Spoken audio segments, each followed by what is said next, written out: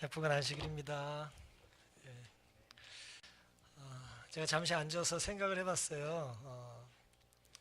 제가 한 주 동안 이제 말씀을 준비하고 또 보내는 시간이 있지 않겠어요? 그 다음으로 예배를 준비하기 위해서 수고하는 분이 시간으로 따지면 얼마나 그 다음 분이 누굴까 생각을 해봤어요. 찬양대원들인 것 같아요. 주중에 또 안식일에 열심히 또 찬양을 위해서 준비하시고 또 애쓰시는 모습에 하나님께서 기뻐하실 거라고 생각하고요. 우리의 삶의 모습 속에 늘 찬양받기에 합당하신 하나님께 영광 돌리는 우리 모두가 되기를 주님의 이름으로 축원드립니다. 오늘 함께 살펴볼 말씀은 누가복음 8장 45절 말씀입니다. 누가복음 8장 45절입니다. 함께 우리가 교독하셨던 말씀이에요. 제가 읽겠습니다. 예수께서 가라사대 내게 손을 댄 자가 누구냐 하시니 다 아니라 할 때에 베드로가 가로되 주여 무리가 옹이하여 미나이다. 오늘 본문은 12해 동안 혈루증에 걸린 여인이 예수님의 옷자락을 만져서 병이 치유받은 이야기입니다. 오늘 본문의 말씀처럼 많은 사람들이 예수님 주위를 둘러싸고 있었어요. 그런데 갑자기 한 여자가 등장합니다. 그 여인이 주님을 만나 치유를 받고 또 구원을 선물 받았어요. 저는 오늘 이 본문을 가지고 이 여인의 삶에 나타난 우리가 묵상하고 배울 수 있는 영적인 교훈을 또 살펴보려는 것입니다. 먼저 누가복음 8장 43절에는 이 여인의 상황을 이렇게 기록하고 있습니다. 이에 12해를 혈루증으로 앓는 중에 아무에게도 고침을 받지 못하던 여자가 있었다 그랬어요. 같은 이야기를 마가복음 5장 26절에는 좀 더 자세히 기록을 했습니다. 많은 의원에게 많은 괴로움을 받았고 있던 것도 다 허비하였으되 아무 효험이 없고 도리어 더 중하여졌던 차에라고 기록합니다. 이 본문은 오늘 우리에게 예수님을 만나서 치유받을 때 이 여인의 상황이 매우 절망적이었다는 것을 보여줘요. 다시 말씀드리면 아무리 우리의 삶이 바닥을 치더라도 희망을 놓지 말아야 한다는 것입니다. 여러분 바닥 좀 쳐보셨나요? 지금 바닥이세요? 지금 바닥이라고 하시는 분은 아직 바닥 아니에요. 살다 보면 이 여인 같은 바닥을 칠 일이 있는 것입니다. 주석가들은 이 여인이 12의 혈루증으로 고생했다고 할 때 그 혈루증을 현대 만성 하혈증으로 이해를 합니다. 즉 자궁에 종기가 생겨서 혹은 어떤 이상이 생겨서 여성들이 정기적으로 이제 피를 흘리는 것이 아니라 정상적인 피 흘림이 아니라 불규칙적으로 피가 흐르는 증세라고 생각을 하는 것입니다. 따라서 이 여인은 종교 생활은 물론이고 사회적인 활동에 수많은 제약을 받았어요. 근데 이런 기록이 사실은 레위기 15장에 기록되어 있습니다. 레위기 15장에는 심지어 남자들의 유출에 대한 이야기가 나오고 그 다음에 이어서 15장 25절부터는 여성들의 유출에 대한 이야기가 나와요. 그리고 정상적이지 않은 유출도 이야기가 나옵니다. 그리고 그 많은 유출들에 대한 이야기 가운데 하나님께서는 모세를 통해서 여자들의 몸에서 피가 나는 기간은 정상적인 기간이든 비정상적으로 나는 피든 부정하다 그러셨어요. 그래서 그 부정한 기간 동안에는 심지어 그 여자가 앉는 의자든지 책상이든지 다 부정하다 그랬어요. 그리고 그 여자가 앉아있던 의자나 책상에 손을 갖다 대거나 접촉한 사람도 다 부정해진다 그랬어요. 그래서 그 부정을 깨끗이 하기 위하여는 저녁까지 부정하기 때문에 옷을 빨고 몸을 씻으라 그랬습니다. 왜 이런 불편한, 어떻게 보면 미신 같은 이야기를 하셨을까요? 한번 생각해 보세요. 하나님께서 모세에게 이 율법을 주신 것이 지금부터 3,500년 전입니다. 3,500년 전에 여성들의 어떤 그 몸에서 피가 나는 기간이라는 게 위생적으로 어떻겠어요? 그 여인이 쉬어야 되겠어요? 쉬지 말아야겠어요? 쉬어야 되는 것입니다. 몸을 좀 씻고 쉬어야 되는 거예요. 근데 무지몽매한 세상에 무식한 남자들이 여자들을 피곤하게 할 수 있는 것입니다. 그래서 하나님께서는 부정하다는 말을 하시고 아예 뭐하지 못하게 하셨어요? 가까이 하지 않도록 금해 놓으셨어요. 누굴 위한 겁니까? 여성들을 쉬도록 하시는 하나님의 사랑의 법이었어요. 근데 하나님의 가르침은 그랬지만 실상은 어떻겠습니까? 실상은 여자들이 몸에서 피가 흘러지는 것 때문에 말 그대로 여자가 부정한 취급을 받은 것입니다. 여자를 보호해 주라고 하는 법이 여자를 뭐하게 됐어요? 차별하고 공격하는 법으로 악용이 될 수도 있었던 것입니다. 사랑하는 성도 여러분, 이런 정서가 1500년이 흐르고 지금 예수님이 살던 당시까지 온 거예요. 물론 이 오늘 본문의 주인공이 유대인인지 이방인인지 알 길은 없습니다. 갈릴리 지역이었기 때문에 이방인이었을 가능성도 있어요. 어쨌든 중요한 것은 이 여인이 비정상적인 출혈을, 만성적인 하혈을 12년 동안 해왔기 때문에 상황을 보니까 남편이 없었던 것 같아요. 결혼했다면 헤어졌을 가능성이 많고 결혼하지 않은 처녀였다면 결혼할 가능성이 거의 없습니다. 지금부터 2000년 전에 팔레스틴에서 남자의 도움 없이 여자가 살 수가 있었을까요? 왜 구약에 그토록 많이 하나님께서는 고아와 과부를 돌보라 하셨을까요? 아버지와 남편, 결국 남자입니다. 남자의 도움 없이 고대 사회에서 사는 것은 거의 불가능했기 때문에 그런 거예요. 여러분 요즘같이 생각하시면 안 돼요.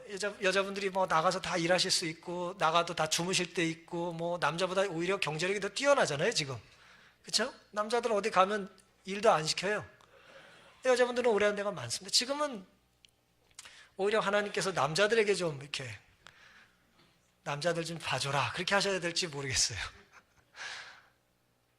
그 시대의 상황을 이해하시면서 말씀을 이제 묵상하시면 되는 것입니다.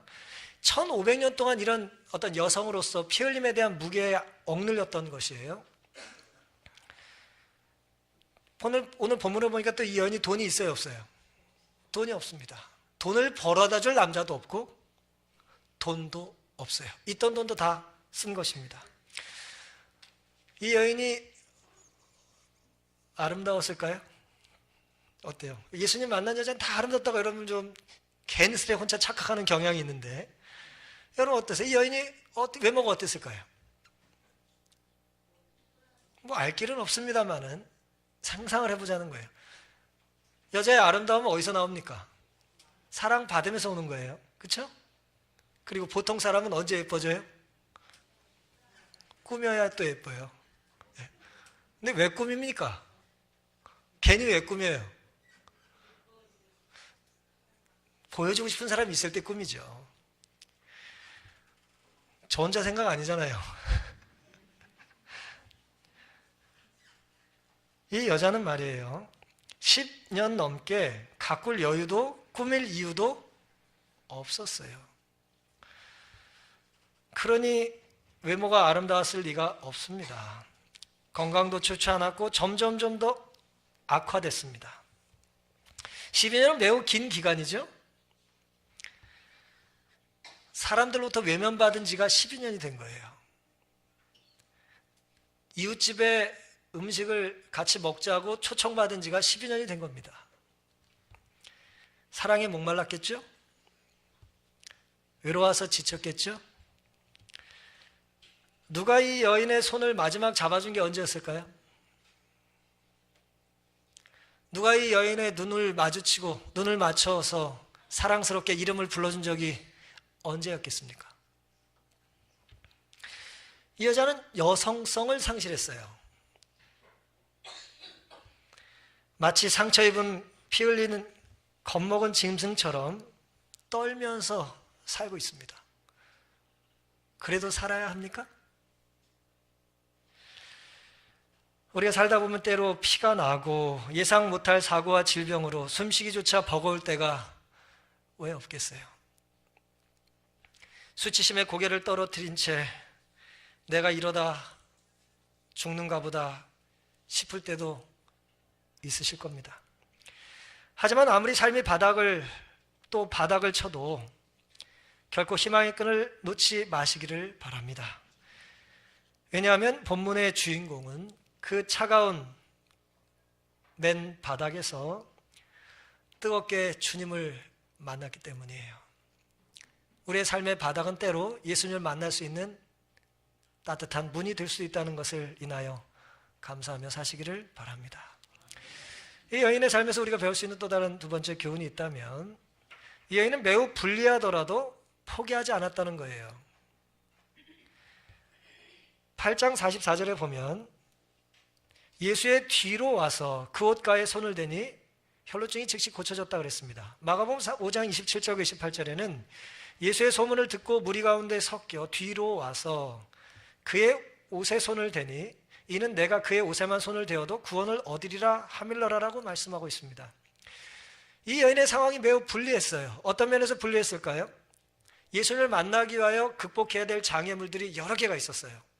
여러 개의 장애물이 있습니다. 여러분 오늘 교회 오실 때 장애물이 뭐가 있으셨어요? 뭐가 있으셨습니까? 현관문이 장애물이에요? 여러분이 잠근 거잖아요. 비밀번호 여러분 다 알잖아요. 차비가 없으셨습니까? 차 안에 기름이 없습니까? 여러분이 교회 가는데 누가 돌을 던집니까? 교회에 누가 막습니까? 왜 왔냐고 들어오신 분 오늘 계세요? 아무도 없잖아요. 아무런 장애가 없어요. 오늘 우리는 성전에 오는데 오히려 우리는 칭찬을 받죠. 격려를 받아요. 근데 이 여인은 어떤 장애물을 뚫었을까요? 일단 그날 사실은 이 많은 무리들의 방향이 이 여인을 만나는 게 주요 목적이 아니었어요. 회당의 지도자, 회당장 야이로의 딸이 12살 먹은 딸이 죽어가서 그 잘난 아버지가 자기 딸 좀 고쳐달라고 예수님께 부탁을 했습니다. 그래서 그 잘난 아버지의 초청을 받고 예수님이 딸을 고쳐주러 가던 중이었어요. 근데 저 집에 어쨌든 회당장이잖아요. 그 잘난 유대인 집안에 좀 도움을 주러 가는 예수님 주변에 많은 사람들이 달라붙은 것입니다. 예수님 저 집 가서 딸을 고쳐주나 보자. 그리고 막 가고 있었어요. 그 많은 에워싼 군중, 숨도 쉬기 힘들 만큼 에워싸는 많은 군중들이 있는 것입니다. 덩치 큰 남자들이 있었을까요? 덩치 큰 남자들이 있었겠죠. 갈릴리 주변이었으니까 어부들 배도 많이 나왔을 거고 이렇게 힘도 좋았을 거예요. 그런 사람들이 이제 먼저 가고 있었을 것이고, 어린 아이들, 아주 날쌔고 아주 유연한 아이들이 또 예수님 곁에서 틈을 비집고 자리를 차지했을 겁니다. 12명의 제자들이 또 주변에 있었습니다. 남자들은 그렇다고 쳐도 이 혈루병 걸린 이 여인의 눈에 보기에 간간히 누가 보였겠어요? 여자들이 보였어요. 예수님 주변에 여자들이 보였어요. 나보다 어떻게 보일까요? 어떻게 보였을까요? 나보다 누가 그랬어요? 나보다 건강하고 예쁘고 거룩해 보인 것입니다. 예수님과 친해 보인 거예요. 친한 사람들이 있는데 그 사이 끼어 들어가는 거 어려워요, 쉬워요? 많이 어렵습니다. 여러분 소그룹과 성전에서 아무리 친하고 사랑하는 사람이 있어도 아직 덜 친한 분이 계시다면 친한 것을 절제하셔야 합니다. 그래야 식구가 될 수 있어요. 어쨌든 여인은 이런 객관적인 많은 장애물들이 있었습니다. 또 다른 장애가 있었어요. 그건 좀 더 심화된 장애입니다. 그것은 뭐냐? 이 여인이 소문을 듣고 예수님을 쫓아갔잖아요. 맞습니까? 예수님의 소문은 뭐였어요? 병든 자를 고쳐준다는 것이 소문이었습니다. 하지만 이 여인의 귀에 아직 한 번도, 적어도 성경상 기록에 의하면 피 흘린 여인을 고쳐준 기록이 성경엔 없어요. 예수님이 공생애를 지금 시작한 중간쯤인데 이 여인이 예수님께 나오기 전까지 병자 고친 리스트를 아무리 제가 살펴봐도 피 흘린 여자를 고쳐준 기록이 이때까지 없었어요. 다시 말씀드리면 이 여인은 소문을 재해석해야 되는 것입니다. 전례가 있어요, 없어요? 전례가 없어요. 전례가 없는 일을 새롭게 선례를 남겨야 될 상황이 된 것입니다. 두렵나요? 두려운 거예요. 여러분 집안에서 처음으로 신앙생활 하는 분들은 참으로 훌륭한 분들이에요. 물론 끝까지 하시는 분도 훌륭합니다. 그리고 하던데도 이어받는 것도 훌륭해요. 이랬든 저랬든 전례 없는 일을 하는 일은 대단한 도전과 믿음이 필요해요. 포기하고 돌아가 버릴까요? 아니면 남은 모든 사력을 다해서 주님께 가볼까요? 혼란스러운 것입니다. 주님께서 나를 만나 주실 이유가 있나요? 예약했어요? 예약하셨어요? 오늘 여기 다 예약하셨습니까? 교회가 빈자리가 많아가지고 예약도 안 돼요. 지금 안 되는 게 아니라 예약할 필요가 없어요. 예? 교회는 그런 곳입니다. 예약할 필요 없어요. 예약을 필요로 하면 우리가 리스트 안에 들기가 힘들거든요. 지금 감사한 일이에요. 근데 예약하지 않았습니다. 주님께서 이 버림받은 병든 여인을 만나주실 이유가 무엇일까요? 하지만 여인은 뭔지 모를 힘에 이끌려 주님을 향해서 한 걸음씩 발을 내딛었어요. 무리를 뚫고 주님의 옷에라도 내 손이 닿으면 뭐 할 것 같아요? 나을 것 같다는 확신이 들었어요. 이 확신 누가 줬을까요? 성령께서 주셨겠죠. 이 놀라운 주님을 향한 발걸음은 성령께서 인도하신 겁니다. 근데 나도 모르게 자꾸 교회를 나가고 싶으면 나가시면 안 돼요. 그 힘은 성령이 주신 힘이 아니에요. 내 안에 드는 생각이 다 옳은 게 결코 아닙니다. 이 삶의 방향이, 에너지의 방향이 하늘과 성전과 안식일을 중심으로 움직일 때 그렇게 움직이셔야 돼요. 그렇지 않으면 우리는 악한 영의 지배를 받게 되는 것입니다. 화신 시대 소망이 이 상황을 이렇게 기록하셨습니다. 그 여자는 허약하고 괴로운 중에도 예수께서 가르치시는 해변에 나와서 군중을 뚫고 들어가려고 노력하였으나 숲으로 돌아갔다. 그 여자는 다시 레위 마태의 집에서 예수를 따랐으나 여전히 예수께 가까이 나아갈 수 없었다. 가로막는 사람이 너무 많았다는 거죠. 그 여자가 거의 절망하게 되었을 때에 예수께서는 무리를 헤치고 나가시면서 그 여자가 있는 곳에 가까이 오셨다 그랬어요. 하여튼 이 상황을 여인이 예수님께 나간 것이 결정적인 것이 아니고 누가 오셨다고요? 예수님께서 여자에게 다가오셨다는 것이 결정적이었다고 기록하고 있습니다. 사랑하는 성도 여러분, 남들과의 경쟁이 좀 힘드십니까? 어떠세요? 예수님을 만나야 되는데 주변에 많은 사람이 너무 많아요. 잘난 사람이 너무 많아요. 제가 이 시대를 이렇게 좀 객관적으로 나름 관찰해 보려고 좀 이렇게 조망을 해보니까 이런 생각이 들었어요. 전에는 좀 머리가 둔하면 성실하고 머리가 뛰어나면 좀 불성실한 면이 있었어요. 그 일반적으로 사람이 그렇습니다. 근데 요즘은 그렇지도 않은 것 같아요. 나보다 먼저 출발한 뛰어난 사람이 계속 성실해요. 따라잡을 수가 없어요. 나보다 더 잘 뛰는 사람이 먼저 출발해놓고 계속 열심히 뛰어요. 어떻게 따라가실래요? 불가능합니다. 오늘 예배를 통해서 우리는 불가능을 배우자고 하는 것이 아니고 그 경쟁에서 살아남아야 주님을 만난다는 것은 착각이라는 거예요. 이 여인이 예수님을 만난 삶의 방향이 어디였어요? 뭐라고 기록하고 있습니까? 예수의 뒤였다고 말하잖아요. 경쟁자를 제치고 선두를 차지해야 예수님이 계신 것이 아닙니다. 주님은 내가 경쟁에서 뒤처진 그 자리, 실패한 그 자리, 내가 도전했다 멈춘 그 자리에 뭐 하세요? 멈춰서 다가오시고 계신 것입니다. 주님은 어디 계시냐 하면 우리가 손을 내밀면 닿을 거리에 계셔요. 또한 우리가 있는 곳으로 곳에서 주님을 만난 최적의 방향은 앞이나 적어도 옆이 아니라 때로 뒤일 수도 있다는 것입니다. 여인에게는 그 방향이, 그 최적의 방향이, 그 최적의 거리가 내 손이 닿는 예수님의 뒷옷자락이었습니다. 제가 어제 설교를 마무리하면서 자로 또 제 팔기를 재봤잖아요. 줄자를 재가지고 재봤어요. 이렇게 거리가 얼마나, 길이가 얼마나 되나.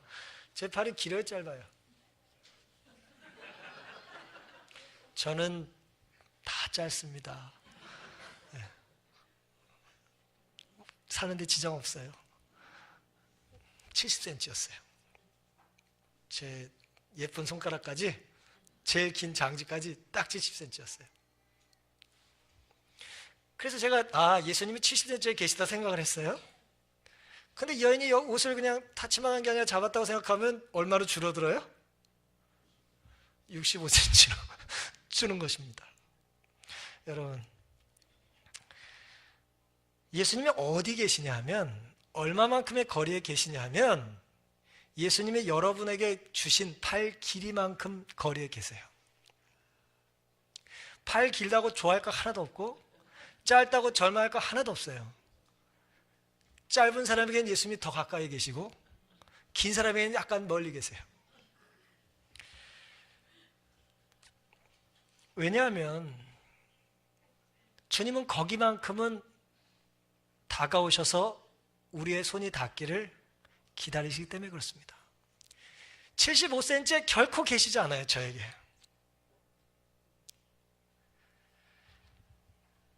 아무리 불리해 보여도 내 팔 길이가 짧고 내 걸음걸이가 더디고 사람들이 너무 많아서 내가 그 틈을 뚫고 갈 수 없을 것 같은 그 많은 경쟁들이 우리를 괴롭혀도 주님을 만나지 못할 이유는 없다는 것입니다. 내가 뻗은 손끝에, 그 때로 내가 뒤처진 것 같은 삶의 뒷방향에 주님께서 무리를 헤치고 나를 만나러 오셨다는 그 사랑의 방향과 거리를 감사하며 사시기를 바랍니다. 이 여인의 삶이 우리에게 주는 마지막 교훈은 아무리 두려워도 정직히 반응하라는 거예요. 우리가 살다 보면 두려운 일들이 많아요. 이 여인은 무엇이 두려웠을까요? 누가복음 8장 45절인데요. 예수께서 가라사대 내게 손을 댄 자가 누구냐 하시니 다 아니라 할 때에 베드로가 가로되 주여 무리가 옹이하여 미나이다. 빽빽하게 들러섰어요. 지금 사람들이 막 숨쉬기도 힘들어요. 전철에 가득 사람 찬 것 같은 거예요.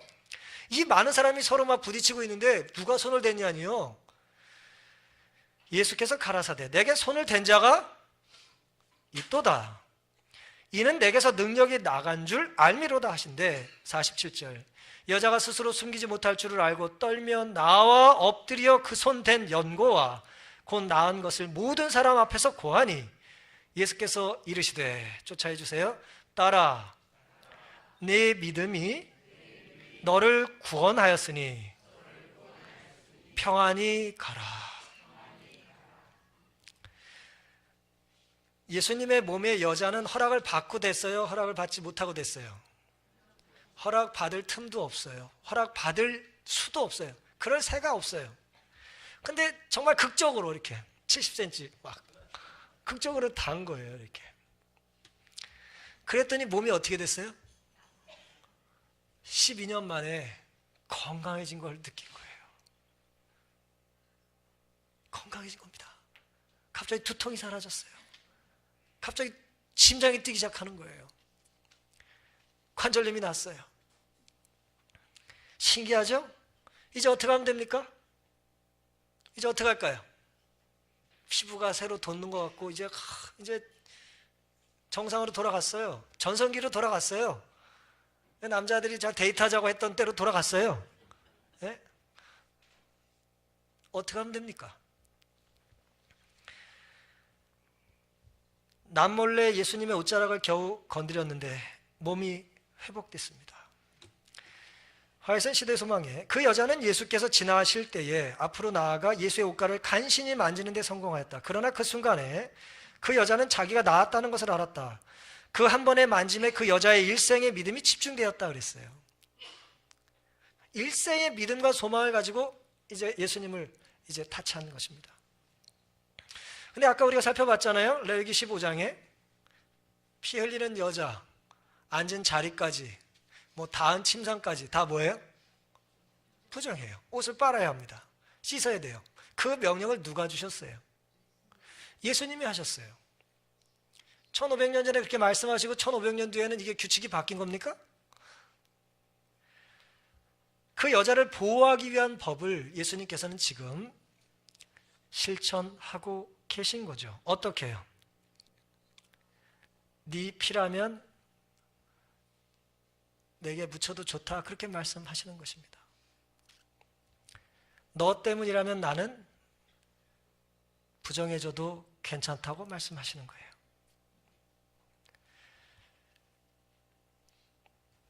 몰래 만졌으니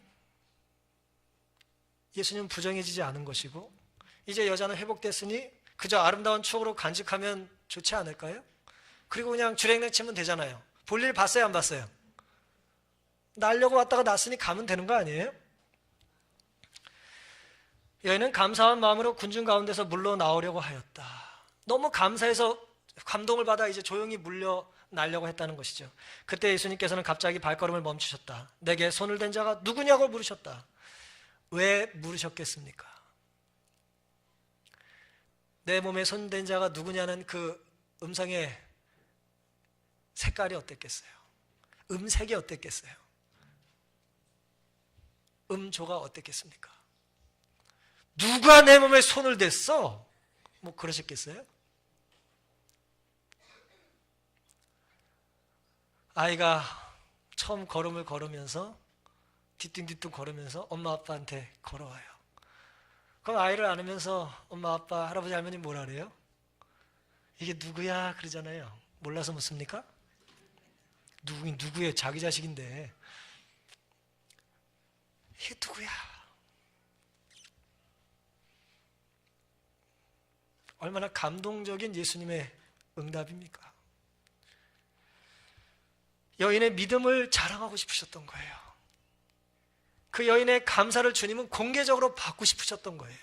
물론 두 분만 은밀하게 윙크하면서 사인 받고 해도 돼요.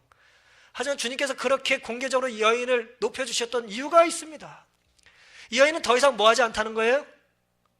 부정하지 않다는 것입니다. 이 여인은 거룩하다는 거예요. 주님 앞에서 여인은 지난 12회와 전혀 다른 일들을 연속적으로 경험했습니다. 몰래 남자의 옷에 손을 댔고 두렵게도 사실이 알려졌고 놀랍게도 칭찬을 받았어요. 주님은 인자한 음성으로 딸아, 너의 믿음이 너를 구원했으니 두려워하지 말고 평안히 가라, 평안히 살라고 말씀하신 것입니다. 덜 떨어진 남자들이 계속해서 괴롭혔을지 모르잖아요. 어떻게 났어? 어떻게 났어? 예수님의 몸에 손을 댔더니 났어요. 그럼 예수님이 부정하다 부정하다 그리고 또 엉뚱한 소리 하고 다닐 사람이 왜 없었겠습니까? 예수님 그 순간에 그 여인뿐 아니라 그 여인 때문에 상상이 많아질 그 스캔들을 다 없애고 싶으셨던 거예요. 이 여인이 어떻게 깨끗하게 회복됐는지를, 예수님을 믿음을 통해서 구원받았음을 보여주고 싶으셨던 것입니다. 이 여자도 누군가의 사랑받는 딸이었어요. 이 여자도 누군가에게 데이트 신청을 받았던 연인이었을 때도 있었을 겁니다. 누군가의 누이고 누군가의 조카고 누군가의 이모였을 겁니다. 근데 12년 동안 그런 부름을 한 번도 불러준 사람도 찾아온 사람도 없었어요. 딸이라는 말, 얼마나 좋은 말입니까? 돈 많은 집 잘난 아빠와 엄마 밑에 애들만 예쁘다, 귀엽다는 소리를 들으면 안 돼요. 부모가 좀 못나도, 그 집이 좀 가난해도 그 집 애들을 좀 예뻐해 주시고 사랑해 주셔야 합니다. 그런 소리가 교회에서 많이 들려야 돼요. 우린 그런 말을 하고 살아야 합니다. 공부 잘하는 애들만 잘 컸다, 뭐 연예인급이다, 뭐 그런 소리 들으면 안 됩니다. 공부 못하는데 열심히 살아 참 훌륭하다, 뭐 그렇게 얘기해 주셔야 합니다. 예. 우리는 예외 없이 어떤 조건 때문에 사랑받는 사람들이 아니라 그 존재 그 자체로 사랑받는 사람들이에요. 하나님 우리를 그렇게 만드셨어요.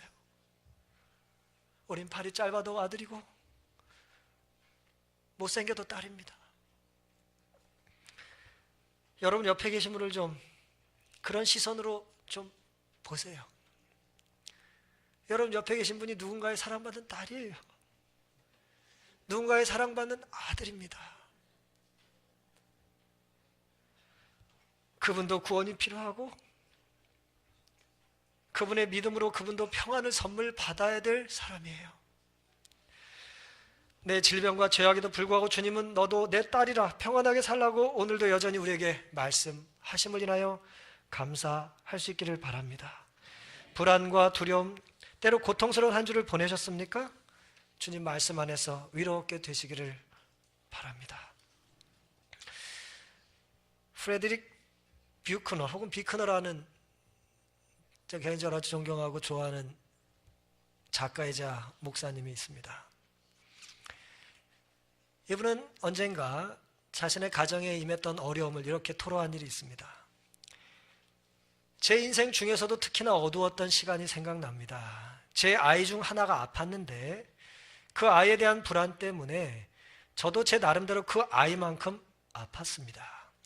그러던 어느 날 전화벨이 울렸습니다. 전화를 건 사람은 루 패트릭이라는 사람이었는데 이후에 절친한 친구가 되었지만 당시만 해도 그리 잘하는 사이는 아니었어요. 그는 자기가 사는 버몬트주 루퍼트에서 제가 사는 버몬트주 루퍼트에서 1300km 떨어진 노스캐롤라이나주 샬롯에 있는 목사였습니다. 저는 그가 자택에서 전화한 줄 알고 거기는 어떠냐며 물었는데 지금 자기는 샬롯이 아니라고 했습니다. 루퍼트의 우리 집에서 20분 정도 떨어진 숙소에 묵고 있다고는 것입니다. 그는 우리 가족과 제 소식을 듣고 하루 이틀쯤 새로 사귄 친구와 곁에 있으면 도움이 되지 않을까 생각했다는 것입니다. 그가 온다는 말을 미리 하지 않은 이유는 내가 그런 터무니없는 계획을 말릴 것임을 알았기 때문이었는데 덕분에 그것은 더욱 터무니없는 계획이 되고 말았습니다. 제게 미리 말도 없이 1300km나 왔다는 것은 제가 집에 없을 수도 있다는 상황을 감수했다는 의미였기 때문입니다. 그러나 다행히도 저는 그때 집에 있었고 그를 만나 하루 이틀 정도 함께 지냈습니다. 그는 제 곁에 있어 주었습니다. 대단한 말을 주고받은 것도 아니고 특별히 종교적인 활동을 같이 한 것도 아니었습니다. 저의 괴로움에 대해 많은 이야기를 나눈 것도 아니었지요. 그저 두어 번 같이 산책을 나가고 한두 번 식사를 하고 파이프 담배를 같이 피웠습니다. 그를 차에 태우고 주변 지역 몇 군데를 둘러볼 정도였습니다. 그것이 전부였습니다. 그가 그런 일을 위해 그렇게 먼 거리를 와주었다는 사실을 저는 잊을 수가 없습니다. 그도 그 일을 잊지 못할 거라고 확신합니다. 우리는 그리스도의 이름을 입 밖에 내지도 않았지만 우리 파이프 담배 향이 공기 중에 퍼져나가고 우리가 거닐었던 숲 속에 드문드문 빛이 비춰들 때 그분은 우리가 호흡하는 공기 중에 충만히 임하셨습니다. 저는 그 순간에 잠시 우리 두 사람 모두 그리스도의 옷자락을 만졌다고 믿습니다. 잠시 동안 우리 둘 다 치유를 받았습니다. 우리는 이와 같이 서로에게 그리스도가 되라는 부름을 받았습니다. 베드로와 도마, 마리아, 요한나처럼 우리는 그냥 인간이 아니라 하나님의 은혜로 변화받을 가능성이 있는 인간이 되라는 부름을 받았습니다. 그 은혜는 언제 어떻게 찾아올지 모릅니다. 파이프 담배 향기로 찾아올 수도 있고 잿빛 하늘에 길게 걸린 무지개로 찾아올 수도 있습니다. 누군가 전화를 걸어옵니다. 20분 거리에 와 있다고요? 세상에, 말도 안 됩니다. 바로 그것입니다. 우리는 이렇게 말도 안 되는 방식으로 살아가도록 부름을 받았습니다. 하나님은 우리가 서로에게 그리스도의 손과 발과 심장이 되어주길 원하십니다. 제가 이 말씀을 읽고 예화로 사용하기 전에 고민된 게 있었어요. 둘 다 목사예요. 둘 다 파이프 담배를 폈어요.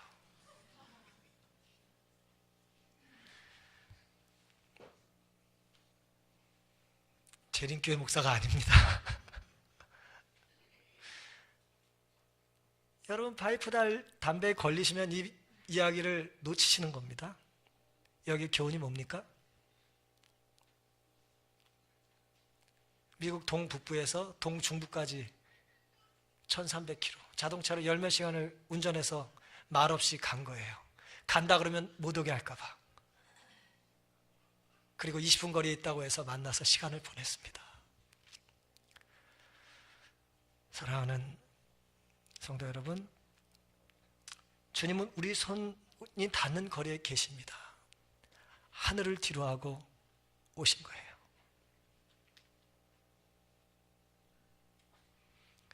우주를 가로질러 우리 손끝에 닿는 곳에 계신 것입니다.